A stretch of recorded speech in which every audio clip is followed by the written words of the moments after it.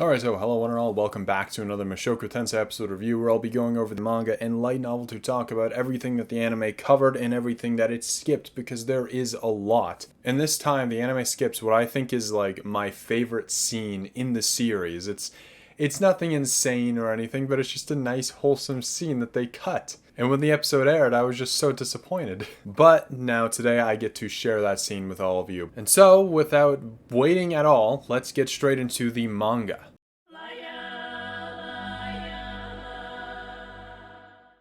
And so we start off the manga with Geese watching Eris comfort Rudius because they didn't have that scene in the inn. It was at just in the public at a dock or whatever. And then we cut to the Fidoa regional search party as they kind of do their thing, and soon after we see Norn sleeping by Paul's side as he and Geese have a conversation. Apparently he hadn't seen Geese in over a year and he didn't know that Geese was looking out for his family, which is when he ran into Rudius. We then get a flashback of Norn wanting to be picked up by Paul as Zenith urges Paul to do it. However, he goes like, if I want my kids to respect me, I shouldn't pick him up. But at Norn's cuteness, he can't resist, and of course he picks her up. But then suddenly, the teleportation incident happens. The two of them were sent to the southern part of the Fidoan region as Norn starts to tear up, asking when they'll go home. And in order to make her feel safe, he's like, oh no, it's terrible, oh, our house is gone, and he's like over-exaggerating. And Norn starts to like freak out and go, she's like, oh, where is it? Where'd our house go? And Paul's like, oh, I don't know where it went. But we will be fine. No matter where we go, as long as we're together, there's nothing to worry about, right? And she goes, right. Paul, her father, is the only thing that she has left, and so he has to protect her at all costs. The two of them headed to the nearest town and they run into Alphonse, who was telling them about how Philip had established a refugee camp and wanted Paul's help in searching for the other victims. Using everything that he could, his reputation, the Grey Rat name, Zenith's family name, which are the Latrias, which is also another big name, he used everything he could to find his family, but he found nothing. No one. And so with every death that gets reported, like any villager from Bueno, even Soros, he felt a chill run down his spine as he fears that his family members will be next. He starts to hallucinate and imagine laws, villagers from Bueno all telling him that he didn't do enough, that he couldn't save them. And then he sees Zenith, Lilia, Aisha, and Rudy all brutally maimed and murdered as she asks, why didn't you save us sooner? Those thoughts didn't leave him alone, and the only way to get rid of them was to drink them away. And so he did.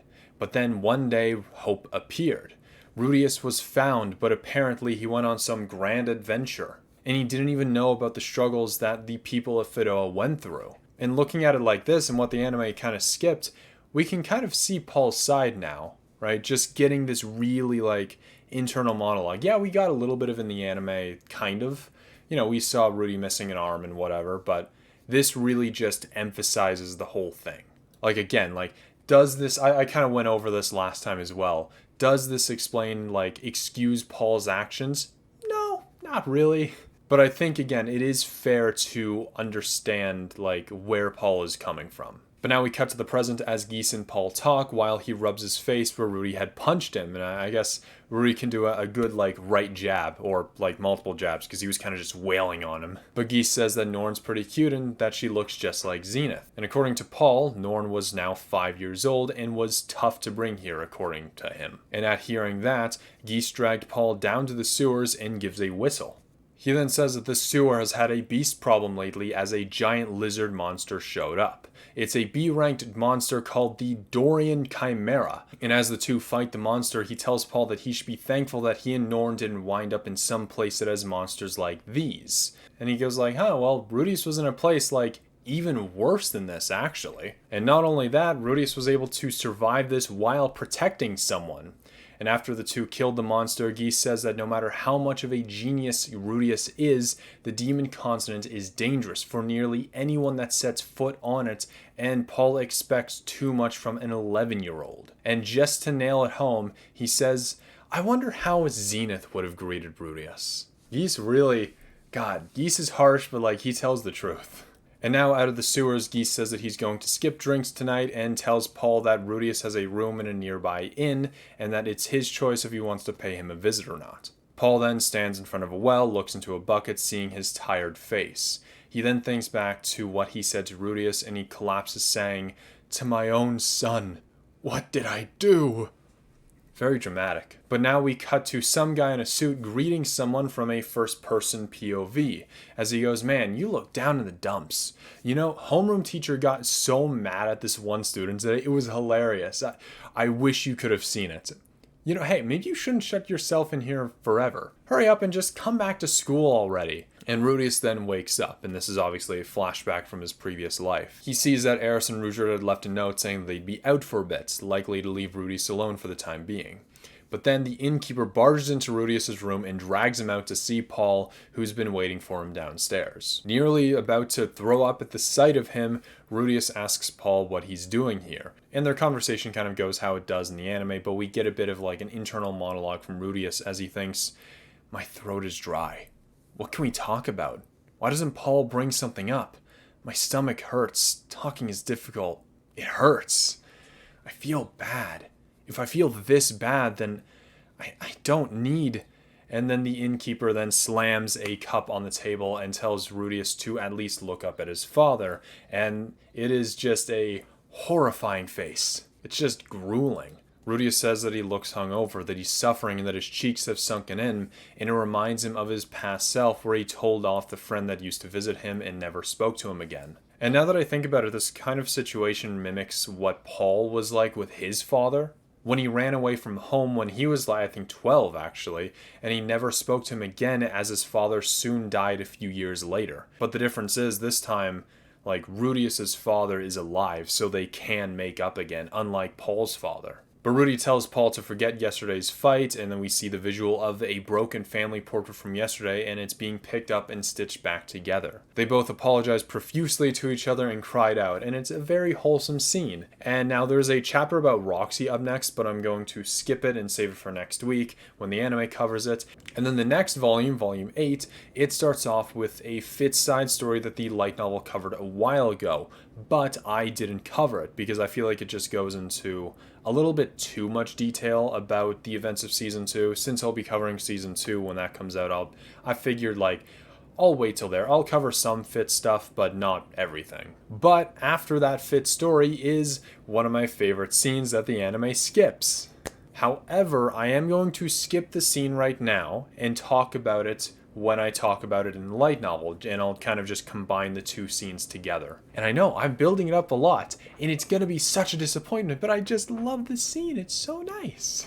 It's one of those things. I don't know if you guys have read Demonata. I think that's how you pronounce it. Demonata. I don't know. It's this series about demons, like just demons trying to take over Earth, and it's 10 books long, and I think it's book 7. Book 7 is my favorite book because there is no demons in that book. It is the calm before the storm, as everything after that point just goes to hell. Literally, the demons at the end of that book perform a plain terrorist attack. It's awful. It's a children's book series, by the way, and it's brutal. But that book, 90% of it, not a single demon. And that's kind of what this scene is, right? That's my favorite book. It's the nice, calm, beautiful happiness. Yet it's my favorite. And it's kind of similar to my favorite scene here in Mushoku Tensei, where it's just a nice, calm, little happy scene. That's it. But again, we'll be covering that in a few minutes when the light novel gets to it. And so for now, the goodbye between Dead End and Paul and Norn is much more simple, and it kind of skips over a lot compared to what the anime did. But they do make sure to still include that Ruijerd pats Norn on the head and tells her to forgive Rudius one day. And in response, Rudius kind of freaks out, telling Ruijerd that he's taking too many liberties with his sister, and then if he wants to do anything, he'll have to beat him in a battle first. And maybe he'll let Ruijerd have his way with Norn. God, Rudius, calm down. It's not like they're going to do anything. But as Rudius and co leave, Norn does tear up as Paul tells her to apologize one day, and he thinks to himself that both Rudius and Norn really are similar to Zenith. And not only is like the visual very adorable, but also, I've said it before, and I'll say it again, but I do believe that Rudius really is like Rudius, if that makes sense, right? He's not just some 34-year-old who got thrown into another body and didn't change. It really does feel like sometimes that he really did inside and out become Paul and Zenith's kid to a certain degree, and so it's kind of nice. But now that is it for the manga, and so let's move right along to the light novel.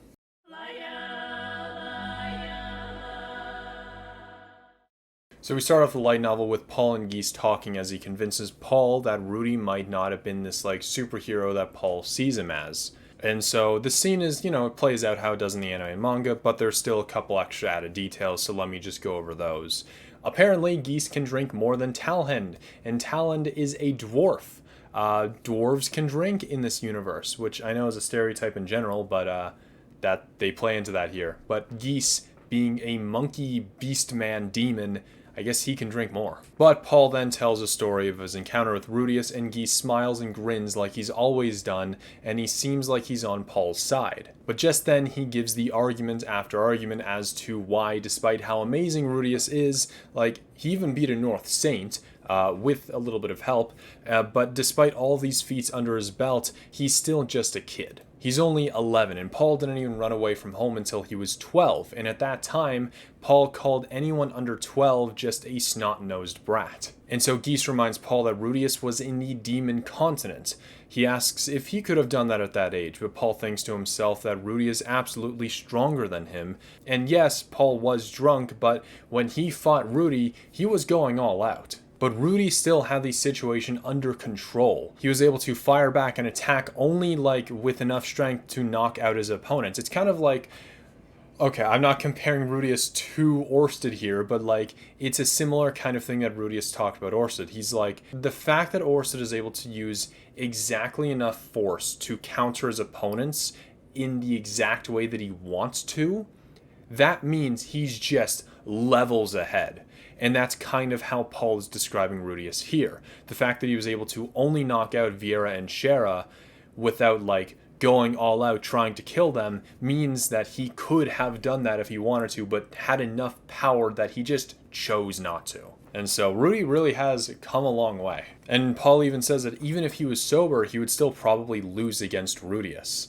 Which is, again, a far cry from before when it took Paul 3 steps to beat Rudius, and now it's doesn't matter. But on top of that, because he's stronger than Paul, and with the help of a supposed super bodyguard, anyone could survive in the demon continent with help like that. But Geese denies his claim and says that even the way that Paul is now, he still couldn't survive. Being raised in the demon continent, Geese would know best after all. He says that there's no highways, and any monster that you would find would be C-ranked or higher. Geese then straightens his face and gets pretty serious, but Paul notes that's what he looks like when he's lying to you. But Geese goes through a hypothetical and says, what if a really talented kid with no real-world experience landed himself in the demon continent? And as he begins, Paul thinks about how real-world experience had never stopped Rudius before. And even in some letters, Ghislaine said that she thought that he could have beat her if he attacked her at the right distance, which she's a goddamn sword king. And thinking about it more, there's Alex R. Kalman, the second North god, who cut down a sword emperor in the first battle that he ever fought. Lack of experience is not a good excuse to Paul, but Geese continues. He's like, so there's the kid in the demon continent, right? Now a super comes out and offers help to him, for some reason without asking anything in return. For someone who he doesn't even know, this super helps out the kid. Supers are terrifying, of course, so he basically would have to accept. There's no telling what the monster could do if he refuses his help. However, as the days go on by, clever little Rudius thinks to himself, just why is this guy helping me out anyway? For all he knows, the Super could abandon him or betray him one day, and so he has to find out a way to get on his good side, right? And so that's why he tries to appeal to his emotions, to act as though they're buddy-buddy. No wonder Rudius tried to help out the Super so much. He was playing it smart. It was the only thing that he could do. And Paul retorts and says that if he's so smart, then he should have looked around a little to find out what was really going on with Fedora. Geese then held up his hand and spread out his fingers. He's in an unfamiliar land. He's on his first adventure ever. He has to learn the basics so no one takes advantage of him. He has to keep a demon that could betray him happy, and he has to protect his little lady friend. And so if he also had to manage to try and search for others who got teleported, that would make him superhuman. If he managed to do that, Geese is like he'd be ready to give Rudius a spot on the 7 great powers. But remember, he's still a kid. They then talk about why Rudius made the story sound fun, which Geese said that it's to not worry about Paul because he looks like a very pitiable person. And then he asks Paul, why can't you be happy that your son made it back in one piece? It doesn't matter if his trip was full of sunshine and rainbows, making out with Eris the whole time. He is alive. Would you rather him coming back missing a limb and scarred? Hell, there's a good chance that you could have reunited with a corpse. Oh, wait, sorry. If he died in the demon continent, there wouldn't be a body left to find, now would there? And he starts to go, oh man, that poor kid. After such a long and hard trip, he finally found his dear old dad again, only to find out that he's just a drunken scumbag. If I were him, I would cut ties immediately. And this is a very similar conversation to what the anime did, but just so much more. And Paul is even like, okay, geez, I get it. But I just don't understand one thing. Why didn't Rudius know about what happened in the Fidoa region? I left a message for him in Xanport and everything. And then he thinks for a moment and asks Geese where he found Rudius. It must have been in Xanport, right? And he's like, nah, I found him in the Doldia clan village, actually. Kid was locked up and naked for charges for assaulting the sacred beast. And Paul recalls that being stripped naked and water splashed on you was an extreme form of punishment for the Doldia tribe. As a joke once, Paul splashed water on Ghislaine and she glared at him like he killed her parents. But Paul then asks what happened and Geese goes, what? He didn't tell you? But then Paul remembers that he cut Rudius off right as he was going to talk about it. But Geese explains that he was hanging around the Midlet in the Great Forest when he got some kind of rumor that a kid was locked up in the Doldia village. Paul questions him. You were where? The Midlet? That's a beast folk tribe, one of the ones with the rabbit ears, right? Geese then goes into a painfully long explanation as to why he was in the Midlet village, but this time Paul doesn't interrupt him just in case if he misses any crucial information. And I feel like at this point Geese was trying just to annoy Paul to see if Paul would make the same mistake twice, and he's punishing him by going on this long pointless story. But in the end, the reason why Geese was in the Great Forest is because he was going from tribe to tribe, convincing them to send any lost humans they found over to Militian. He then asked a pal of his to get him thrown into the jail cell alongside Rudius because it's much easier to break out of jail than to break into jail, for obvious reasons.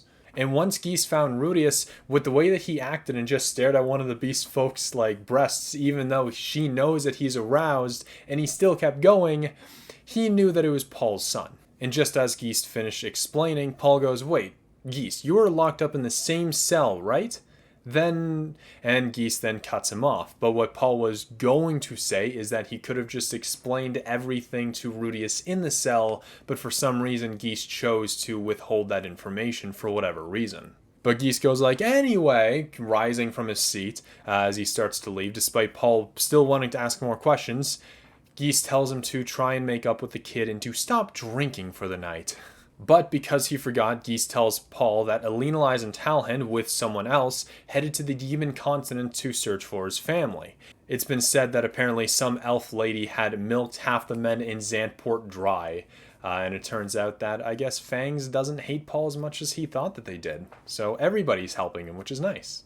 Except for Ghislaine, actually. What's Ghislaine been up to for the past bit? Now that I think about it. Yeah, we got her, what she was up to at the teleportation incident, but we kind of never find out what she's been up to since. She's probably been doing something.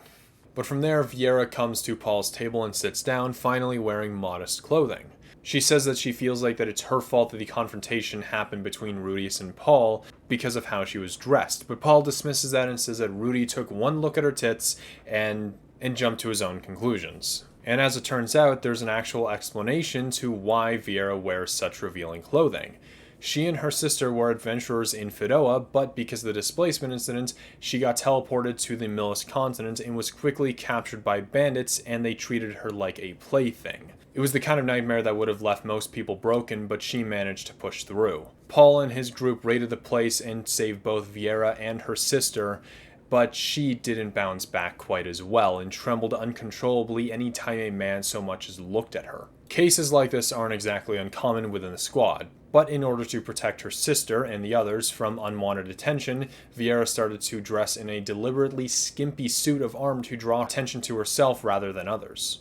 She was also the best member in the squad at comforting and caring for women who had been subjected to that kind of trauma. As a man, without being able to understand that kind of pain, Paul considered her an indispensable part of the team. And after their conversation, Vieira left the table and Paul looked around the room and noticed a bunch of people looking at him with obvious concern. He then sighs and goes, "Oh, for crying out loud, I'll make up to him tomorrow, okay?" But going back to his room, Paul sees Norn sleeping gently. He compares her and Rudius as like one is a normal kid and the other is Rudius, basically. He thought, what if she and Rudius had switched places and she was the one who came back from such an adventure? Would he yell at her like he did with Rudy? He left the inn and splashed some water on her face and thought about Rudy's face as he left the bar. He then vomited. Looking into the water bucket, he then saw someone in the reflection.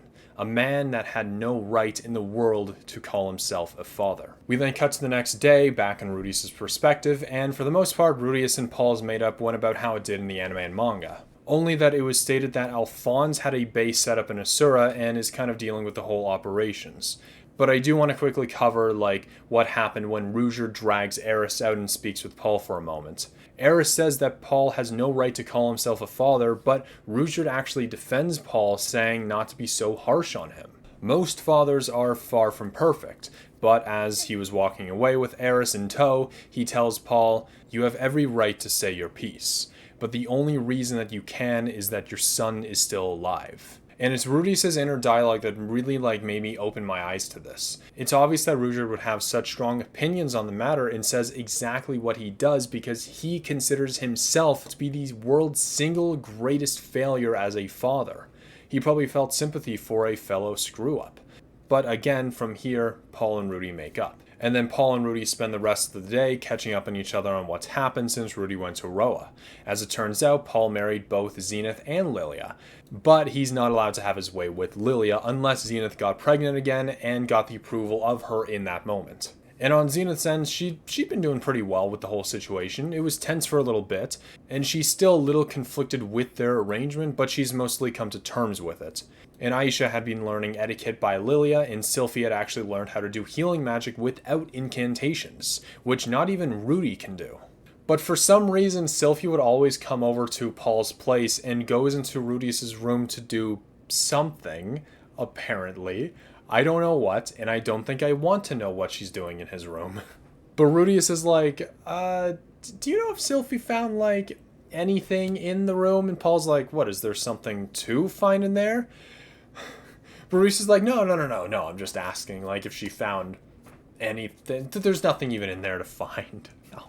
But eventually the conversation turned to Rudius' experiences in Roa and how he became close with Eris.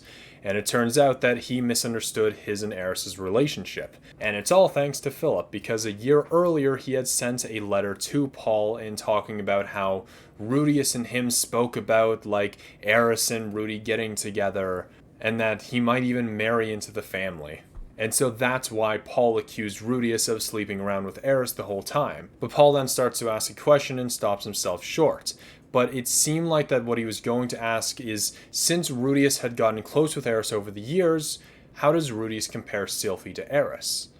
Who does he like more? And in Rudius' mind, he compares the two, and he says that he's known Eris for twice as long now at this point, and although the childhood friend story is cute and all, the choice has always been the one that you've known longer. And in this case, it is Eris. And plus, he always kind of saw Sylphie as a sister, or heck, even kind of like a daughter, he said, which kind of made sense given the mind-age gap, I suppose. But he never really saw her as a lover. But early in the evening, both Vieira and Shara walk in to fetch Paul, and this time Vieira is wearing modest clothing as opposed to her bikini armor. Rudy just asks to make sure that Paul isn't having an affair, and Paul just goes, hell no. So that's good. But the two of them talk about where they are headed next, and Paul says that there's a Boreas fund that will be given upon finding a Boreas family member, and it's 20 King's dollars. Which Rudy's kind of just yells, oh my god, that's 1,000,000 yen. And Paul goes like, 1,000,000 what? What's a yen? And he's like, no, don't worry about it, But despite the riches that Dead End now has, it's still getting across the Westport that they'll have a problem with. Especially because the noble who runs the custom station is known for like really hating demons. So they don't really have an answer for that. But we do find out that it was at the height of the Stupart's persecution that the custom prices were determined, which results in that astronomically high value of 100 King's dollars at the Westport, for example. And now Paul, Vieira, and Shara get up to leave, but Paul says that Rudy should have dinner with him and Norm before he sets off. And then a little bit later, Eris and Ruijerd show up as Rudius explains that he had made up with his father. And Eris gets so angry that she punches and nearly breaks a table and grabs Rudius by the shoulder, shaking him as she goes on just this huge rant about how Paul sucks and that Rudius deserves better. And Rudius, not really knowing what to say to Eris, puts a hand to her face and heals her black eye. And he says that Paul is still human. Humans make mistakes. And although she accepted the healing, she didn't look convinced at Rudius's arguments and began to stomp off to go to the inn. Rudius then asks Ruijerd how she got the black eye, and he simply says, "I had some trouble stopping her." And Rudius thinks to himself that Ruijerd would normally explode if he saw someone hit a child, but then again, he and Eris do spar a lot, which leaves her with some bruises sometimes, and so it made sense. But then he took a good look at Ruijerd's face. Although Ruijerd isn't overly expressive, you could tell that there was true anguish in his eyes. He never wanted to hit her, but he had no choice.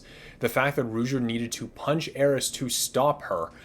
Eris is really getting stronger day by day. It's really crazy. And I believe Rudius even said, it must have been hard on Ruijerd to spar with Eris to begin with, because again, he sees her like a child, though. But this time, it wasn't even a sparring match. This was just a straight up, know your place, child, kind of moment.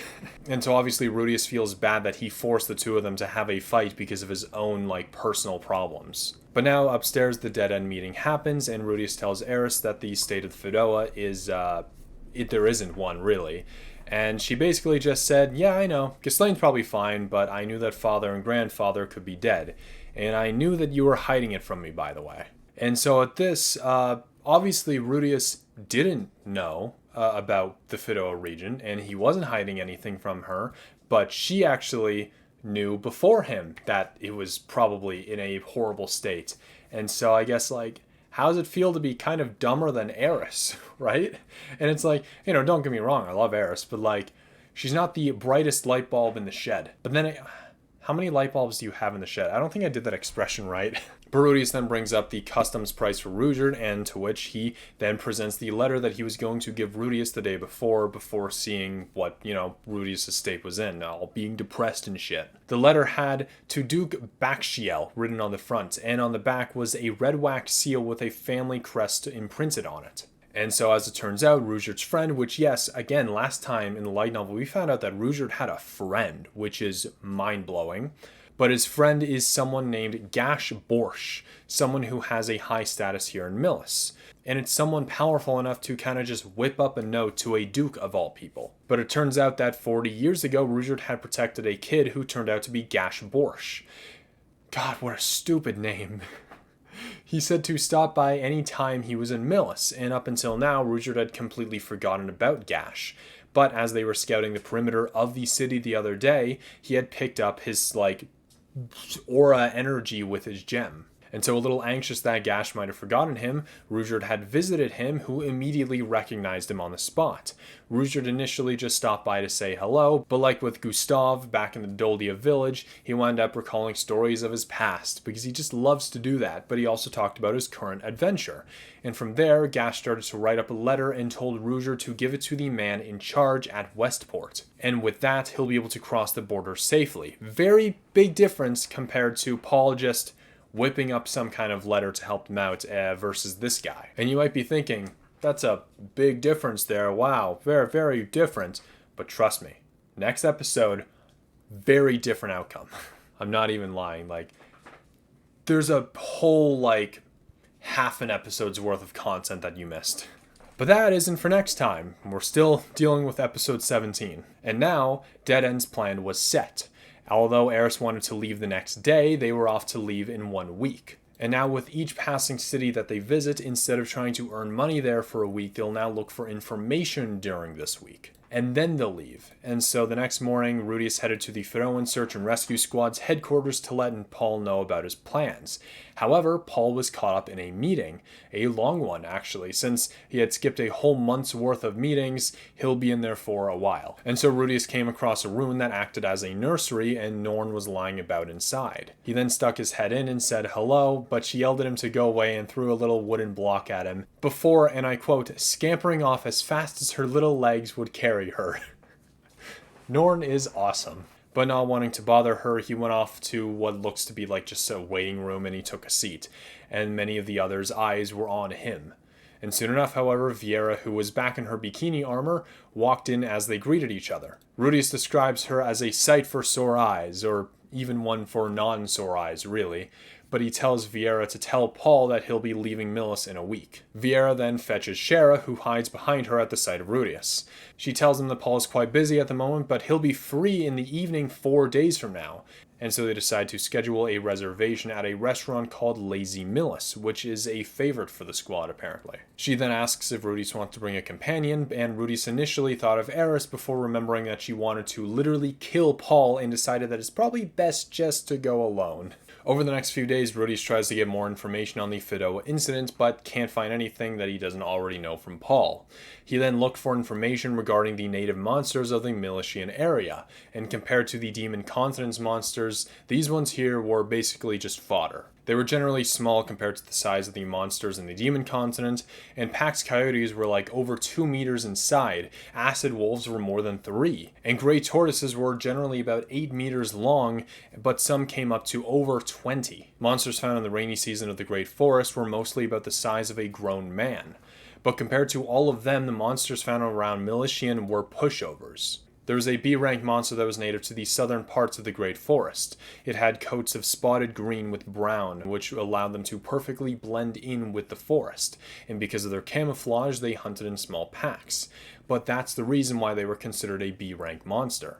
However, Rudius had picked up a B-ranked quest that described one of these things was wandering into a local village, which, because it's alone and with no camouflage, it was a C-ranked monster at best, essentially. And Eris was able to take it down in just a single strike. And normally the Knights of the City would have dealt with a monster attacking a local village, but just recently, a few days ago, there had been a serious incident where a blessed child had been attacked in the area, and her escorts, a unit of Temple Knights, were almost entirely wiped out. Although the captain just barely managed to protect the blessed child, she was relieved of her post in punishment of the losses suffered. Because of this and the recent kidnappings, this threw both the Millage Church and their knights into an uproar. However, as much of an interesting story as that is, it doesn't really have anything to do with Rudius and Eris and Ruijerd for sure, right? And so as much as Rudius wanted to spread the good word of the Superds, most people in Millis really don't like demons just in general, and there was a large political faction in Milesian that advocated the expulsion of demonkind. The leaders of this group were the Temple Knights. However, thankfully, the Pope was the one in control and was of a different faction. This meant that the Temple Knights couldn't take any action to expel them. However, if a demon did start causing trouble in the city, it would certainly not look good politically. But that being said, Rudius did try an experiment with the villagers of that town. He explained that the Superds are good and want to gain friendship of other races and tried to give them one of his statues, but they weren't interested in owning a statue of a demon. And upon hearing this, Ruijerd was impressed that Rudius had been making figures of him, but both he and Eris complained that the pose was off and criticized his figure. Oh no. And we now cut to the day before that Rudius has dinner with Paul, and yes, we are coming up on my favorite scene. This entire section here, I just love it. Yeah, it's a dinner scene. So what? It's not like Laplace was reborn and Rudius killed him or anything. I don't care about that. This is my favorite scene. And before that, though, we're going to have another good scene because Rudius doesn't have any nice clothing to wear for Paul, and so we'll have to go on a little shopping trip. I'm not kidding. This is what I've been building up to since the beginning. And so, considering Rudy had been wearing the clothing from the Demon Continent, they aren't really the best quality and they're pretty used looking. And so he and Eris went on a little date to pick out some new clothing for the two of them. And they each picked out each other their clothes, and they went back to the inn where Rudius informs Ruijerd and Eris about the dinner that he and Paul will be having the next day. But immediately, Eris demands that she comes along, and after Ruijerd gives it some thought, he thinks that it's a good idea. And thus, the dinner then included an extra person. And so now we have the next day where Rudius and Eris are like wearing their nice fancy clothing. I don't remember if they even describe what Rudius wears, but Eris is wearing this black dress embroidered with white roses. And so thankfully I actually have a colored image of this dress because it's this one. Yes, in episode 23 she actually wears the dress from this episode, I believe anyway. Although it doesn't have the white embroidered roses on it, which sucks. But we obviously do get some nice manga shots of it. But anyway, Eris and Rudius show up at Lazy Millis while Paul and Norn were already waiting for them at the table. And approaching the table, Rudius notices that Eris is quite in a bit of a grumpy mood for obvious reasons. And although she had technically already met Paul, Rudius began to introduce Paul to Eris before Paul cuts him off. Paul rose to his feet, placed a hand on his chest, and gave a slight bow. Just as smooth as what Philip could do. And Paul says, "It's a pleasure to make your acquaintance, miss. I am Paul Greyrat, Rudius's father." At such a formal greeting, Eris kind of like stammers her words and goes, I'm Eris Greyrat, sir. And she grabbed the ends of her dress and gave an awkward curtsy.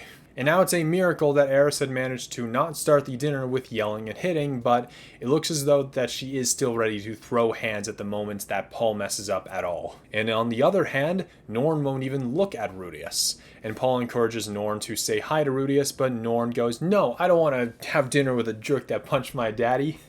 And before Eris could even get a word out, Paul quickly replied with, "Hey, don't say that, kiddo. Sometimes daddy deserves to get a punch or two." But Norn retorts and says that Paul didn't do anything wrong, which I could see both sides of the argument. But Paul continues and tries to convince her that he and Rudius had already made up, and Rudius goes, "Yeah, it's true. Want us to kiss and prove it?" And everyone kind of just goes like, "What? You want to kiss? But we're father and son. That's gross." And so moving that failed attempt at a joke, Paul says like, "Look, we've made up. So how about you make up with your big brother too?"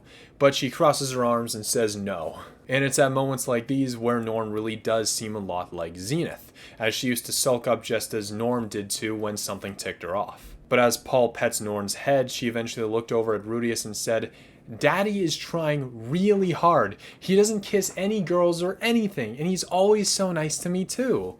And at this point, her eyes start to tear up as she continues to say, "Daddy always looks like he wants to cry. I feel so sorry for him." And surprised, both Rudius and Paul kind of look at each other like, "What?" And so yeah, I guess even she pities Paul, which sucks. Poor Paul. But after a moment, Paul says the two of them could be the only siblings that they have left. You two should be good to each other. But after this heavy conversation, Rudius tries to switch up topics and asks what he should order. And so as they eat, Rudius then asks Paul about the letter that Ruijerd received from Gash Borsch. The family crest had a sheep, a hawk, and a sword imprinted on it.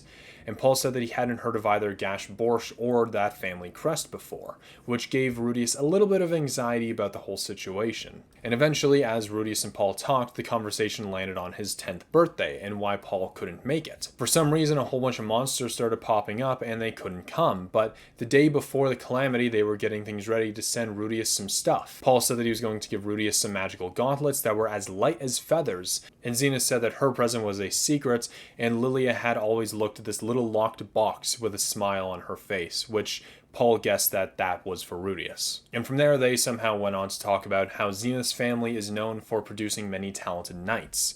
However, Zenith's parents had basically disowned her when she left home. As the waiter brought them their food, Paul was ready to dig in, but both Norn and Rudius pestered him about manners, as Norn says that he needs to pray before he eats. As they all sit back in their seats and clasp their hands together, closing their eyes, and they say a small prayer in their head. The only one at the table that was a believer was probably just Norn, but it was just good table manners in this world anyway. And so thanks to the food, Eris and Norn were in a slightly better mood. But in a light novel, the scene kind of ends here, but this is where the manga really starts the scene for the most part, for some reason. We see Rudius feeding Paul some food before he tries to do the same thing with Norn, before she turns her head as Eris gives Norn a death stare. And that's basically what Eris has been doing this entire time. She's kind of just been glaring at Paul and Norn, like anytime they say anything slightly rude to Rudius. But at some point they talk about what Rudius has been through, as Paul thanks Eris for supporting Rudius throughout his journey, and Eris blushes and covers her face, saying, "I was the one who got support from Rudy." I'm never going to do that again. And after seeing Paul and Rudy just stare at her because of that reaction, he goes, "Oh wow, oh my god, this food looks so good. I'm just let me eat some of it, okay? Right, yeah." And Paul teases Rudy for being such a ladies' man and asks about Sylphie before stopping himself. And I think annoyed at the topic, Norn demands that Paul should grab her some food from elsewhere as Eris gets mad and asks who Sylphie is. Rudius explains that that's a friend of his that he taught magic before meeting Eris. And she gets all pouty and says, "Alright, so Rudius taught this girl Sylphie magic, okay." And now it's this next scene that kind of, I don't know why, it breaks my heart. It makes me sad to read it. There's just a certain type of sadness that like a child can have that makes me like go on a rampage like Rouger does. And this scene, this kind of taps into it. So eventually they ordered some desserts and Norn goes to reach for one but accidentally like knocks a cup over. And then instinctively reaching her hand back, she then knocks over the dessert cup that she was trying to grab. And Paul kind of freaks out for a second as he cleans the table up while Norn is about to cry apologizing. Paul says, "Sorry about that. Look, Norn's a little clumsy compared to the two of you," talking about Rudius and Aisha. And Norn is now like ripping her dress, kind of just looking down as Rudius cleans up the pudding with his water magic and places it into a cup.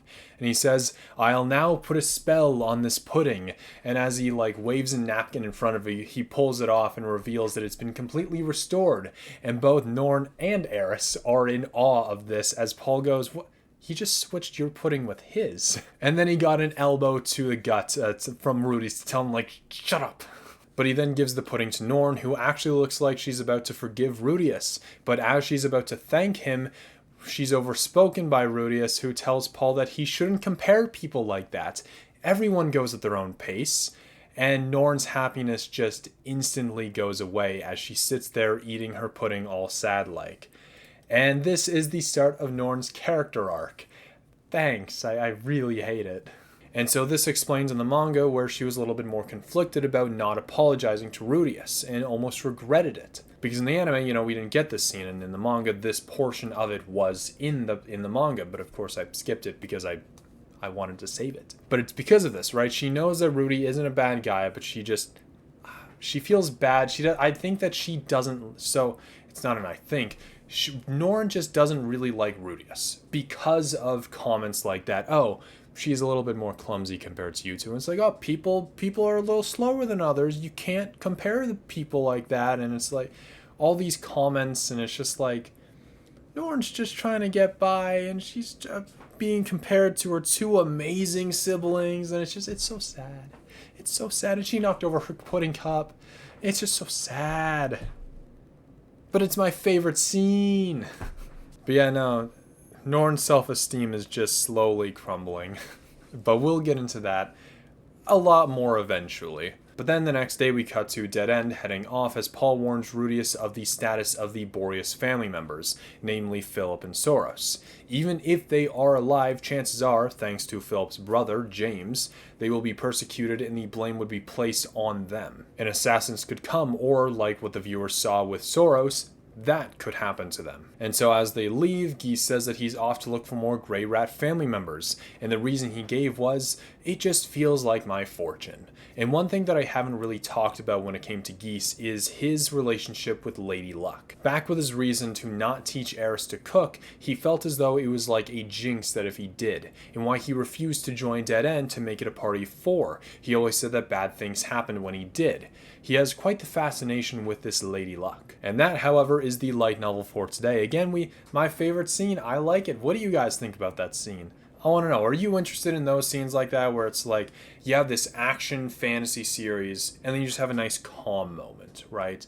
Again, with Demonata. Book 7, amazing because nothing happens in it. To me, those are some of my favorite parts because, like, yeah, you get all this action stuff and you get the immediate character development of like, oh no, a loved one died or something, right? But you never really get to see them just be human. You never you don't get to see them just live life. However, Mushoku Tensei has a lot of that, and this is just the start of those kinds of scenes, although arguably there were plenty of those scenes earlier in the season. Definitely in the first half of season 1, there were a lot of casual kind of calm scenes, but that was before any action really happened. And so it's kind of nice just to get a little moment of just a breather of like, all right, they're just human or demons, right? They're just calm. And you get to see a day in their life, kind of. Because things, if you're interested in the action but also the slice of life aspect of Mushoku Tensei, you will love the future. If you liked that dinner scene, I think that you will like the rest of Mushoku Tensei. Because although we will get more fights like that Orsted versus Dead End, we'll also get more scenes like this, just the nice wholesome little ones. And although it's a little bit of a bittersweet scene near the end there, it was still very nice. And so if you enjoyed this video, or if you enjoyed that scene, how would you give this video a like? And subscribe for more Mushoku Tensei content, and I will see you in the next video. Goodbye.